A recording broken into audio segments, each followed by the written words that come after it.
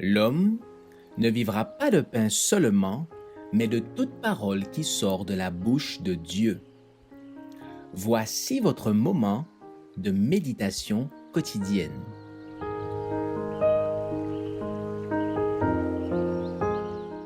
Vous recevrez une puissance.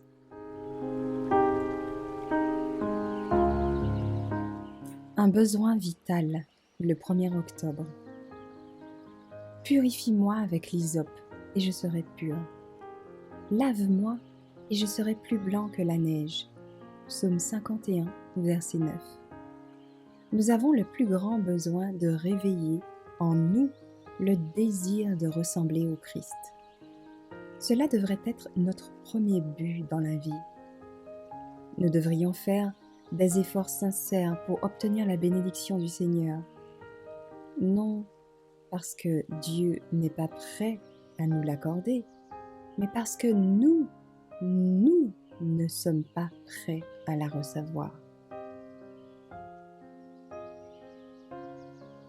Notre Père Céleste est plus désireux de faire descendre son Saint-Esprit sur ceux qui le demandent que des parents terrestres ne le sont de donner de bonnes choses à leurs enfants. Mais il nous appartient, par la confession, l'humiliation, la repentance, la prière sincère, de remplir les conditions qui, selon la promesse divine, nous apporteront sa bénédiction. On ne peut s'attendre à un réveil qu'en réponse à la prière. Quand on est totalement dépourvu de la présence du Saint-Esprit, on ne peut apprécier la prédication de la parole. Mais quand la puissance de l'Esprit touche le cœur, les sermons ne restent pas sans effet.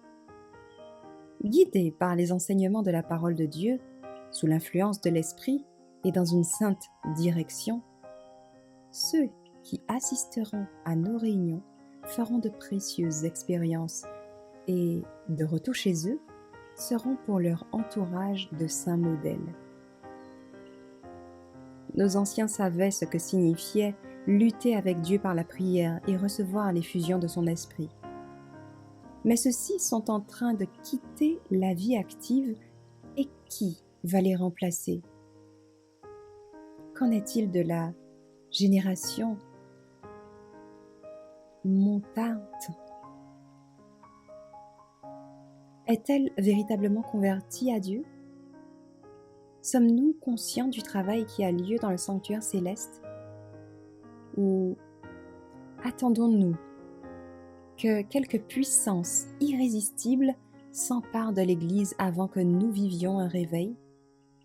Espérons-nous que ce dernier touchera l'ensemble des membres? Cela n'arrivera jamais.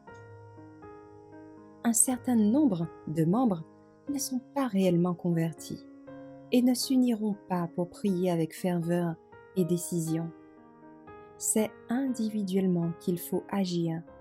Prions davantage et parlons moins.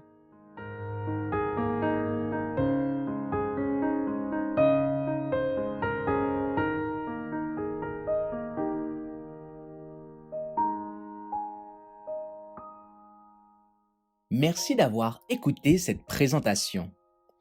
Assurez-vous de nous rejoindre demain pour votre moment de méditation quotidienne avec lereste.org.